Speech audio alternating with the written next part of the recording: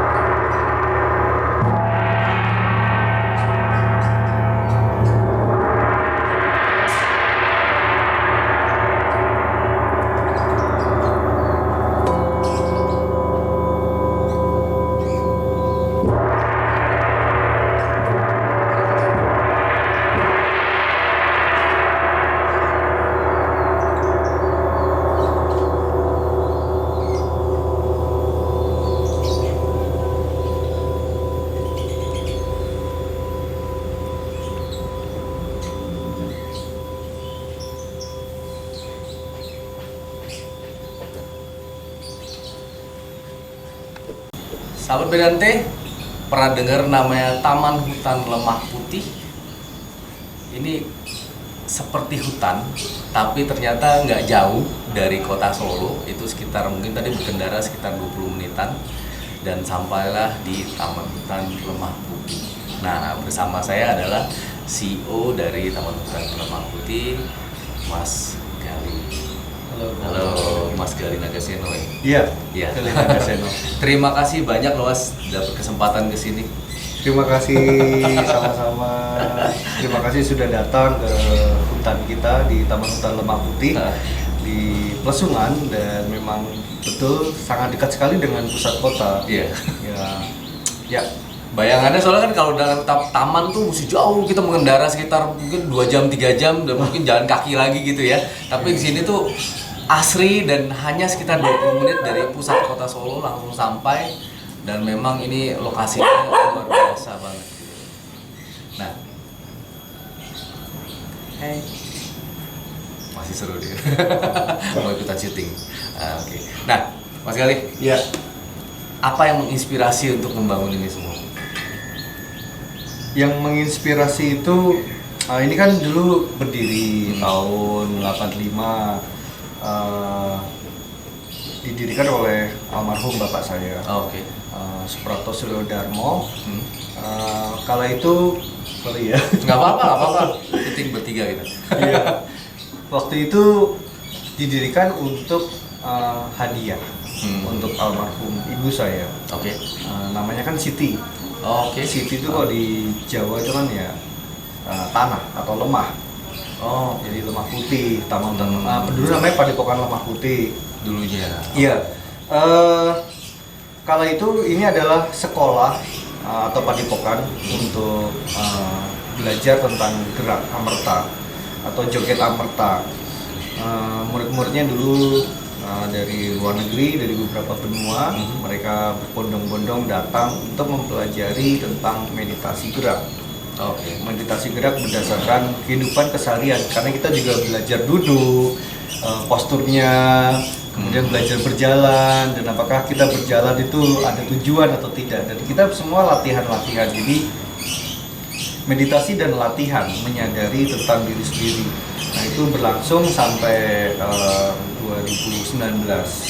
2019. Ya, Oke. dan tahun 2015 saya dipasrahkan untuk mengurus ini. Oke. Ya, jadi ya lumayan ya, lumayan. Kala itu saya ingin publik itu lebih lebih menyadari bahwa di sini ada ruang yang terbuka. Karena memang selama masih padepokan itu kita betul-betul privasi, jadi betul-betul tertutup, hanya untuk belajar. Ya, kemudian tahun 2015 saya coba memikirkan ulang dari sisi yang berbeda. Nah, itu kemudian saya mencoba untuk menggali lagi kira-kira apa ya potensi dari hutan ini. Seseorang atau masyarakat butuh yang namanya wellness. Kita sudah melakukan ya sudah lama sekali. Bagaimana masyarakat umum bisa wellness itu kan tidak harus bermeditasi, tapi juga bisa minum teh, menikmati secara kuliner, dan bahkan juga olahraga. Ya, waktu itu pertama kali saya mencoba untuk panahan. Panahan awalnya ya. Awalnya Makanya di panahan. bawah ada tadi ada lihat. Ya, karena untuk umum, Berumum. untuk membuka dulu yang tadinya betul-betul tertutup, kemudian kita coba untuk buka lebih luas. Ya, sekolah-sekolah datang, ya peneliti-peneliti atau mahasiswa juga datang. Mereka ya bersantai ria. Tapi intinya adalah Taman Hutan Lemah Putih ini kita adalah ruang seni dan budaya. Ruang seni dan budaya yang ini semacam laboratorium seni dan budaya. Jadi semua orang atau seniman-seniman bisa datang kapan saja dengan janji, dan mereka bisa mempergunakan ruang yang ada di Taman Hutan Lemah Putih. Kita ada pendopo, ada mandala stage atau open stage, dan ada beberapa fasilitas yang lainnya, ada penginapan dan warung ya untuk mensupport dari aktivitas ini semua. Tapi core-nya memang seni dan budaya. Seni dan budaya itu berarti kalau tadi diundang untuk seniman boleh datang, apakah terbatas untuk di Solo aja, di Indonesia, atau bebas untuk semua? Kita kan konsepnya multicultural, sudah lama dari 87-an. Ya memang bentuknya ini sekolah dan secara terbuka. Jadi dari mana saja kok. Jadi dari Eropa, dari Asia Tenggara, dari benua Amerika, Australia, sudah datang semua. Ya, karena kita menawarkan sesuatu yang berbeda. Kita menawarkan nilai-nilai keluhuran dari Nusantara. Jadi nilai-nilai tersebut melalui mediumnya kalau waktu itu mediumnya gerak. Bergerak Ya, tadi meditasi, esensi ya. dari tari itu kan gerak. Oke. Jadi kalau begitu gerak bebas, tidak mempunyai struktur. Tapi begitu sudah menjadi komposisi, dia sudah menjadi struktur. Sudah ada koreografi. Begitu juga halnya di saya di Amerta Sound, saya pendekatannya lebih ke suara, bukan ke musik. Walaupun nanti ketika dimainkan secara personal maupun secara duet maupun grup itu menjadi sebuah musik. Tapi yang kita lakukan lebih kepada cara membaca energi dari masing-masing pemain, senimannya, atau pesertanya. Bentar, jadi Taman Hutan Lemah Putih ini awalnya ada seni budaya, Betul. lalu diarahnya dulu awalnya juga pada Padepokan di tahun 2015 ke arah seni budaya, Iya. terbuka untuk umum. Iya. Ada beberapa yang mulai dari panahan, ya kan, dari seni tari, dan sekarang ada Amerta Sound. Ini Iya. menarik Amerta Sound. Iya. Tadi dikatakan sedikit tentang Amerta Sound adalah menggunakan musik, Iya. ya kan ya. Nah itu sebagai sebuah apa tuh? Kalau kita kan sekarang lagi rame, lagi Iya. rame tuh katanya Iya, kata-kata iya. healing atau apa. Apakah itu bisa dikatakan seperti itu atau bukan? Jadi di Amerta Sound itu adalah seni untuk menyadari hal yang terjadi dalam diri kita. Oke. Jadi kembali lagi ke masing-masing individu yang mempelajari tentang vibrasi suara.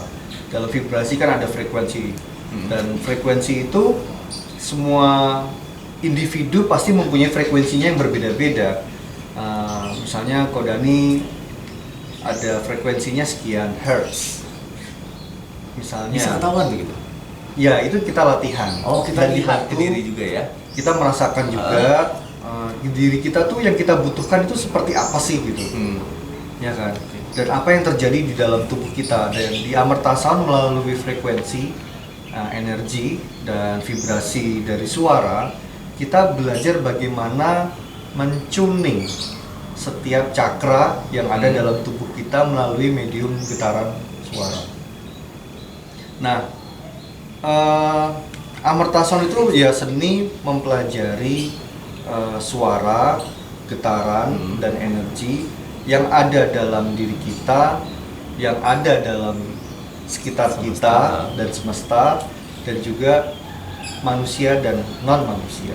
Manusia dan non manusia. Iya, manusia dan non manusia itu maksudnya ya alam, semua oke. makhluk gitu ya. Makhluk bisa gitu. Iya, artinya memang kita hidup ya harus menyadari itu semua. Kita mempunyai kesadaran tinggi untuk memahami konteks di mana kita berada dan apa yang terjadi dalam semesta diri kita. Jagat cilik dan jagat besar ya, jagat ageng ya. Nah itu kalau misalnya untuk setelah kita memahami diri kita melalui vibrasi dan segalanya, apa yang diharapkan akan berubah dari diri kita setelah kita mempelajari? Kesadaran itu kan yang paling penting tentang diri kita. Di awal tadi saya sudah ucapkan seni memahami diri sendiri. Misalnya, kelebihannya saya itu sabar misalnya, atau kekurangan saya itu saya suka shopping nih. Suka shopping ya. Nah itu harus dipahami betul apa yang membuat saya mempunyai ego untuk selalu shopping. Dan sedangkan itu adalah pikiran kita, hasrat kita, ego kita untuk untuk menghamburkan ya, atau untuk mendapatkan sesuatu yang kita inginkan. Oke. Padahal ya yang bagus kan adalah kita tidak kemelekatan terhadap suatu benda material, tapi juga ada reasonable yang oke untuk di belakang itu. Ya oke, saya butuh singing bowl nih, saya belanja gong dan lain sebagainya kan. Nah, bahkan kristal juga. Saya harus menyadari apakah ini saya mempunyai tujuan ketika saya beli ini. Itu kan buah dari pikiran kita dan apa yang kita rasakan. Nah, kita belajar itu tuh. Jadi belajar bagaimana mengerem, bagaimana kita ngegas, kekurangan dan kelebihan. Jangan kelebihan kita gas terus. Justru yang kelebihan itu harus dibalancekan dengan yang kekurangan. Misalnya kita ada trauma batin, Bisa juga di healing. saya nggak bilang healing ya. Saya sebenarnya tidak memakai istilah healing karena Di saya itu walaupun nanti ujungnya healing. Ya, itu outputnya ya. Berarti Outputnya, iya. Ah. Jadi ya ketika kita memahami diri kita, apa yang terjadi dalam diri kita, berarti ada rasa introspeksi. Nah, artinya kita mencoba untuk mengalami kekurangan dan kelebihan, kita menyadari dulu. Ketika kita sudah menyadari, itulah proses. Nah, healing itu merupakan proses dari rangkaian apa yang harus kita lakukan. Nah, bagaimana untuk menjalani proses healingnya itu? Ya dengan beberapa cara, dengan meditasi, dengan mempunyai kesadaran yang baik, dengan ya banyak hal, baik secara fisik maupun non fisik.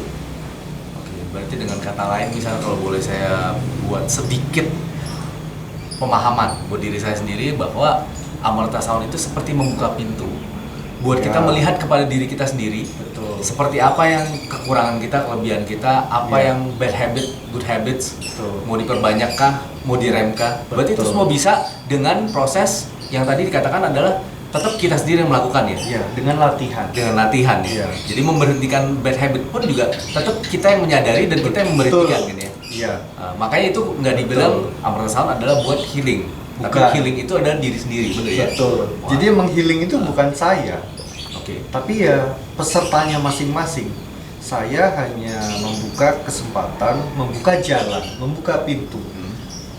Mungkin karena ada, mungkin dari secara pengalaman empiris saya lebih mungkin memahami daripada yang mungkin belum dipahami oleh orang tertentu. Oke. Nah, kita biasanya, karena kita tidak ada struktur kok.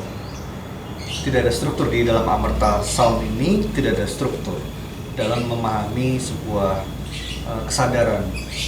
Nah, kesadaran itu kan atau proses healing bisa macam-macam sekali, dari psikologi, dari tubuh, dari macam-macam sekali. Dan itu apakah kita pendekatannya mau dari mana dulu nih? Apakah dari psikologi dulu, atau dari tubuh dulu, fisik dulu, atau dari mana? Atau dari secara kejiwaan atau rohnya? Nah, itu yang harus dipahami dulu. Nah, makanya kita banyak diskusi, kita banyak berselaras, baru kemudian kita mencoba berbagai metode. Metode suara jelas, metode frekuensi suara. Ya. Itu adalah cara saya untuk mendeteksi kira-kira cakra mana, atau secara energi ada yang merespon nggak, atau ini kurang lemah nih. Ini kurang kuat nih, dan ini mungkin terlalu lemah. Oh. Nah, kemudian saya langsung tembak, apakah ada behavior yang dalam kehidupan kesehariannya seperti ini. Jadi mereka harus berbicara. Mereka mengungkapkan sendiri ya apa Iya. yang mereka Iya. rasakan pada saat meditation. Betul. Ini bisa disebut sound meditation ya sebutannya. Ya, Sound meditation. meditasi seni memahami diri. Seni memahami diri. Kalau healing ya harus dari diri sendiri ya, Iya. menghealing, bukan dari orang lain. dari Iya. Iya. Cuma Dan di- mereka saya ajak untuk belajar memahami frekuensi suara juga, berapa hertz, dan nadanya apa saja. Ya harus belajar musikal juga. Harus belajar musik. Iya. Nah itu bentuknya berarti per sesi atau kayak harus stay berapa lama, berapa hari gitu? Saya ada satu program ya, itu 3 kali pertemuan. 3 kali pertemuan bisa 2 sampai 3 jam. 2 sampai 3 jam. Ya, biasanya di sini, kemudian di candi, di pantai, di gunung. Oh nggak harus di sini ya berarti? Nggak harus di sini. Tapi di sini jelas karena kita menerima tamu ya harus di rumah. Ini kan sebuah pekarangan, sebuah rumah sebagai tempat untuk, istilah saya itu grounding ya, atau teman-teman mungkin sudah memahami grounding seperti apa. Ya itu kan proses pelepasan energi yang sudah tidak dibutuhkan lagi oleh tubuh supaya energi yang baru, yang positif bisa masuk lagi. Bisa masuk Sini lagi. banyak pohon, banyak angin, banyak suara burung dan lain sebagainya. Nah itu kepekaan 5 macam panca indera ini yang harus kita naikkan dulu. Itu biasanya di pertemuan pertama. Oke, pertemuan pertama. Ya, itu itu- berapa lama untuk membuka seperti itu? 2-3 jam. 2-3 jam. 2-3 jam. Artinya mereka juga harus mempunyai kesadaran untuk serius. Iya. Serius belajar. Jadi memang tergantung dari kondisi mereka masing-masing. Nah, itu pertemuan pertama. Pertemuan kedua, mereka sudah belajar bagaimana memahami frekuensi, bagaimana memahami apa yang terjadi dalam tubuh, memahami sistem cakra, anatomi, pikiran, gelombang suara gitu. Nah itu sekaligus mereka juga latihan bagaimana membunyikan sesuai dengan apa yang mereka rasakan. Kan tidak harus seperti ini kan, gitu. Tapi belajar bagaimana melambatkan apa yang mereka lakukan. Berarti Belajar. menahan ya memang ya. Iya. Menahan untuk mau cepet-cepet gitu Iya. ya. Memang ya slow life itu luar biasa loh daripada fast life gitu. Misalnya seperti ini, apakah saya mau memukul yang mana ini? Apakah yang ini atau yang ini atau yang ini atau yang ini? Misalnya gini ya, harus ada intensitas. Kita dengarkan dengan indera pendengaran kita, dinikmati, dirasakan getaran dari suara singing bowl. Kemudian kita melihat dan kita mulai mencerna nih di pikiran apa yang terjadi dalam tubuh kita. Ini untuk heart chakra. Untuk heart chakra. Ya, nadanya F. Oh berarti setiap singing bowl di sini banyak singing bowl guys, dan ini Iya, bukan untuk banyak. bukan untuk berlindung hujan ya, beda ya. Waduh, bukan. Itu beda ya. Jadi sangat berbeda konsepnya. Makanya mungkin bagi sahabat Bedante yang memang baru-baru ini mengenal singing bowl dari sebuah atraksi, Iya. itu Menurut saya itu show ya. show ya, Iya. banyak yang bilang juga sih. Iya. Tapi dari kita mungkin yang beberapa orang yang udah mengerti singing bowl itu ternyata memang udah sering dipakai dan udah bertahun-tahun, udah lama banget ya. Ya, tapi ini juga saya tidak mendukung dan juga, tapi ini pendapat saya. Ya. Kita bisa memanifestasikan dari pikiran kita Ya. apa yang kita rasakan dan kita visualisasikan dan kita ucapkan itu menjadi termanifestasi. Dan singing bowl, entah si mbaknya itu mempunyai cara tertentu, ya mungkin bisa juga. Tapi kalau begitu sudah menjadi show, menurut saya itu sudah menjadi show. Ya.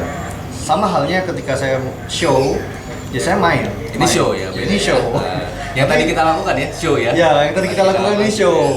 Tapi kita belajar dalam konteksnya memahami dan dalam konteksnya doa, menurut saya berbeda.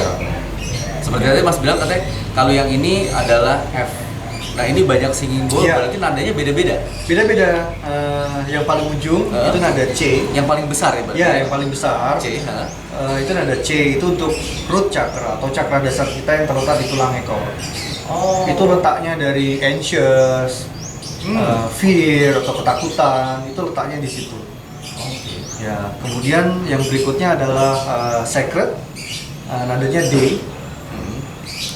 Kalau yang tadi yang C itu sekitar 300-an hertz. 300. Iya. Kemudian yang D sekitar 400-an hertz. Oh, oke. Ya. Dan frekuensi seseorang itu berbeda-beda. Dan kita perlu untuk yang tadi saya bilang mentuning frekuensi dari setiap cakra. Oke, sebentar. C, D, C, D, E, E. ini solar, Solar. perut ya, Perut, organ solar. pencernaan, Ya, itu atau apinya kita. apinya ya, sering Semangatnya kita. Sering banget. Ya, ini yang perlu dalam kehidupan sehari-hari untuk bekerja, semangat. Iya. Itu nadanya E ya. E, C, D, E, F, F. untuk heart chakra kita. Heart chakra. Ya. F, C, D, F, G, G. A, B. Oke. G ini throat. Oh, berarti kalau A ini third eye. B ya, ini untuk di crown. berarti tiap bowl ini punya fungsi berbeda-beda, punya hertz yang berbeda-beda. Betul. Nah, lalu yang kuning ini Ini untuk harmoninya. Harmoninya. Ini sama C tapi sedikit berbeda frekuensi. Kan ada di C itu kan ada C D ada C C2, C3, C4 Oh, dan oke. lain sebagainya. Frekuensinya sedikit berbeda. Bisa diukur, bisa pakai aplikasi suara. Oh, oke. Ya, bisa di-download di HP atau memang frekuensi khusus, alat khusus itu bisa. Ya, di Amerika itu ada alat untuk mengukur frekuensi tubuh manusia. Saya sudah pernah ada teman di Solo Baru yang dia memang membuka usaha essential oil. Jadi dia harus tahu frekuensi tubuh seseorang dengan menempelkan di alat. Oh, Frekuensinya sekian, nanti akan dibaca grafiknya muncul, nah seperti itu. cocoknya yang ini gitu Ya, oh ternyata ada GERD nih. Harus pakai essential oil yang seperti ini. Dan ketika essential oil itu digabungkan dengan frekuensi suara ini, dia akan amplifying dan akan cleansing di satu sisi juga. Oh, oke. Nah, tadi dikatakan bahwa setiap orang memiliki frekuensi suara. Nah, pertanyaannya adalah yang benar-benar menarik nih. Iya. Apakah orang-orang tiba-tiba bisa berubah frekuensi suara itu dalam hitungan detik, menit, atau memang oke, Iya, dalam iya. satu hari ini frekuensinya sekian? Ya, bisa berbeda-beda sesuai dengan apa yang dialami. Oh, Bukan frekuensi suara iya, iya. manusia ya, tapi frekuensi cakra. Yang mempengaruhi cakra ini kan lebih ke medan energi dan di situ ada yang namanya aura. Iya. Auranya nih, misalnya ada yang bilang auranya nggak enak nih, dark gitu atau gelap gitu, atau sakit. Mhm. Nah itu kenapa? Dan itu harus dievaluasi, harus kita coba pelan-pelan, disadari, kemudian melakukan yang namanya tuning. Kan kalau di platform tertentu, misalnya seperti di YouTube atau di beberapa platform yang Yeah. lainnya, ada frekuensi khusus, misalnya binaural frekuensi, ada solfeggio, ada macam, ada Schumann, dan misalnya mau untuk healing heart, misalnya di 528 yang itu bisa mengubah DNA manusia. Oh, iya. Atau mengaktifkannya, mengaktifkan dari DNA kita yang terdahulu itu menjadi muncul lagi, itu bisa di 528 Hz. Atau untuk mengaktifkan crown chakra kita bisa pakai di sekitar 800-900 Hz.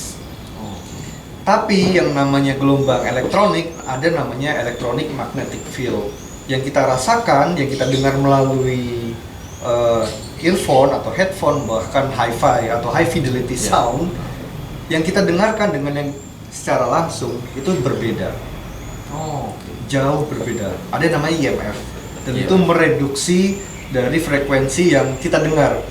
Sana merekam dengan alat yang canggih banget, tapi kita dengar pakai earphone yang kualitasnya sangat biasa sekali. Itu akan jauh penurunannya. Oh. Nah, makanya saya menyarankan ke beberapa teman untuk tidak online, tapi datang langsung.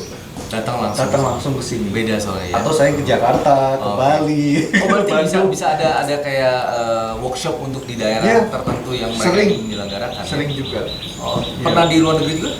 Di luar negeri di Filipina. Filipina Iya, udah, oke. iya, sudah. Tapi Saya sebelum nggak- pandemi ya. Iya, sebelum pandemi.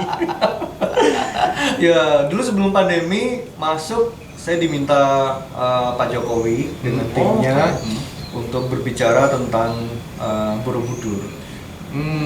Ya. Di Filipina. Di sini. Oh, di sini. Borobudur. Oh, di Borobudurnya. Candi Borobudur. Oh, di Borobudur. Ya, namanya nanti silakan cari aja di Borobudur dan Jokowi pasti muncul. Jadi bagaimana tentang memahami nilai-nilai keluhuran Nusantara dan Buddhisme. Oke. Ya. Tapi dari kacamata sisi seniman. Belum pernah ada ya. Justru itu menariknya Iya. ya gitu ya. Bagaimana seni dan ketuhanan itu bisa sinkron. Menurut Mas Gali bisa. Ya. Bisa, sangat bisa sekali. Karena kita mempunyai kebudayaan kan. Kebudayaan kita ya bagaimana kita melakukan apa yang ada di sekitar kita, bagaimana cara duduk kita, berbahasa, dan mencoba untuk merefleksikan dengan ritual atau upacara keagamaan.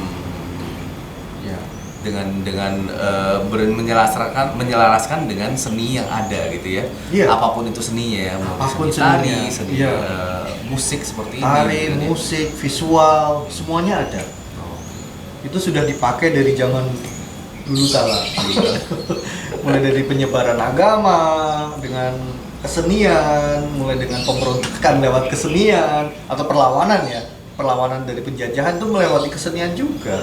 Tapi sekarang ini menurut Mas Gali gimana mengenai seni di Indonesia? Seni ini sangat dinamis.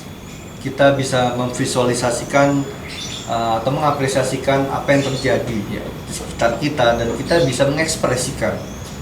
Ketika ada seseorang yang mengapresiasi dan diterima oleh khalayak banyak, itu sudah menjadi karya seni.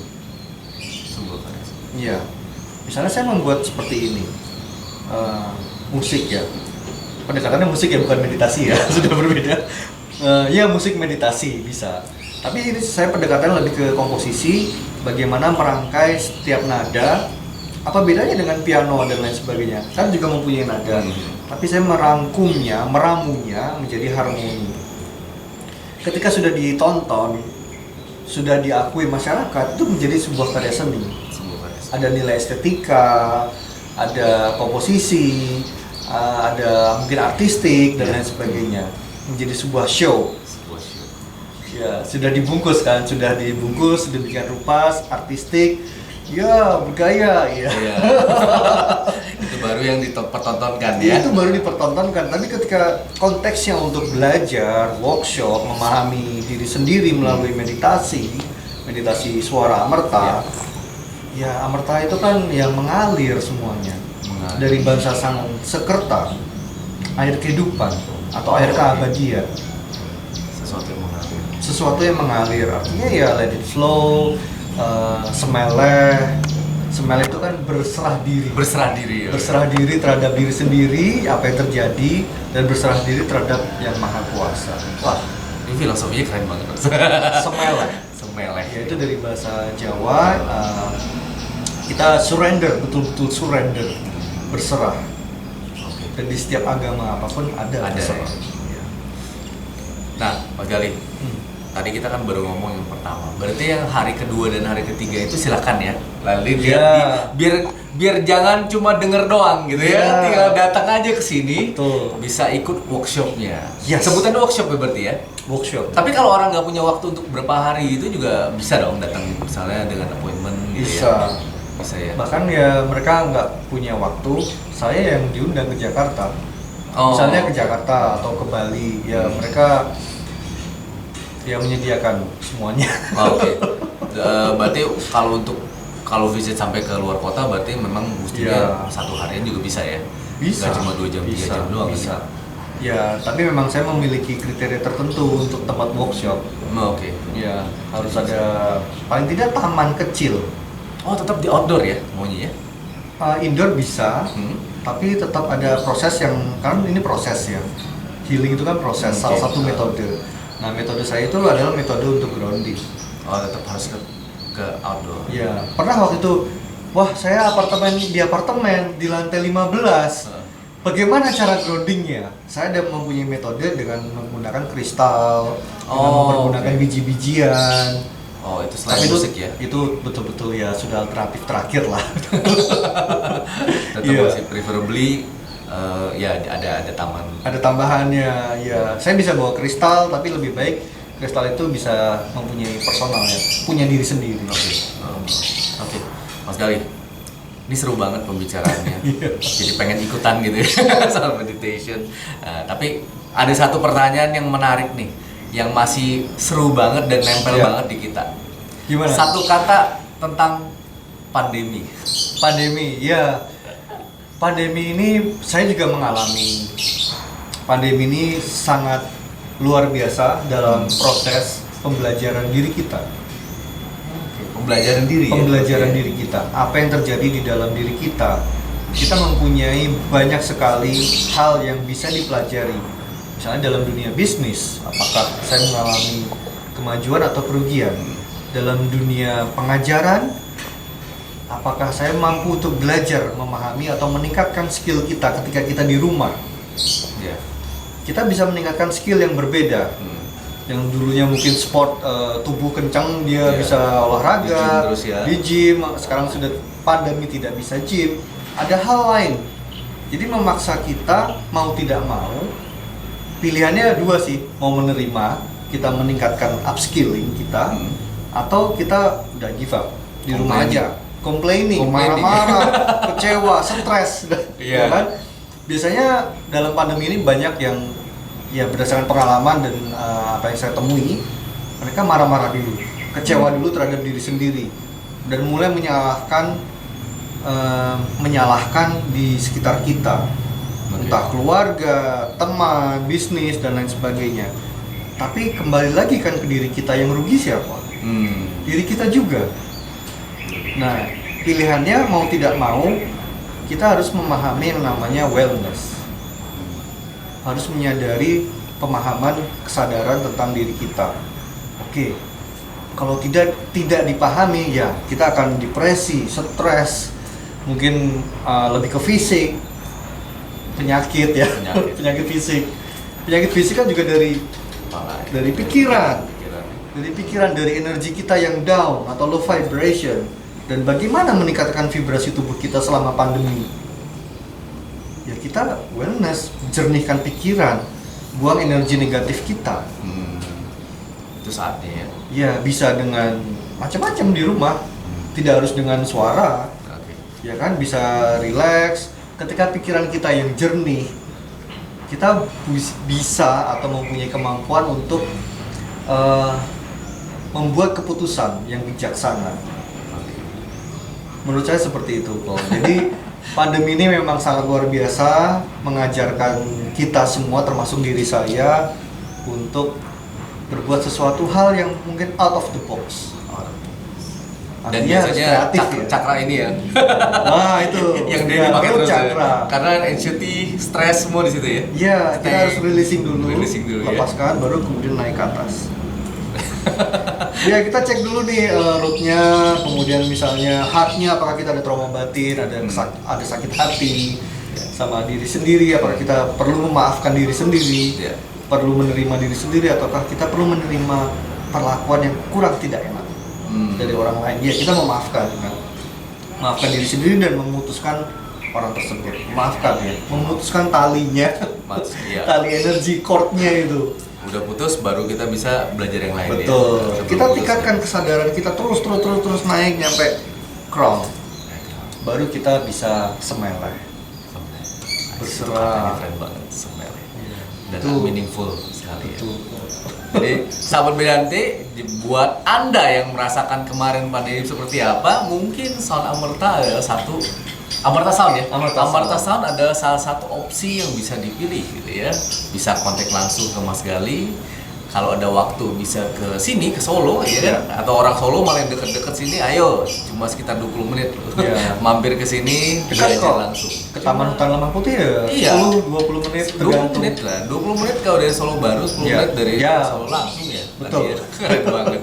Makasih Mas Gali, makasih banyak Sama-sama, udah Bedante. Oh. ajarin begitu banyak tentang hal cakra, dan ternyata singing bowl itu berguna sekali buat kita belajar ya kan. Nah ini thank you banget, terima kasih sudah dikasih kesempatan dan aku bersyukur. Sama-sama. Rahayu, Namo Buddhaya. Namo Buddhaya Mas.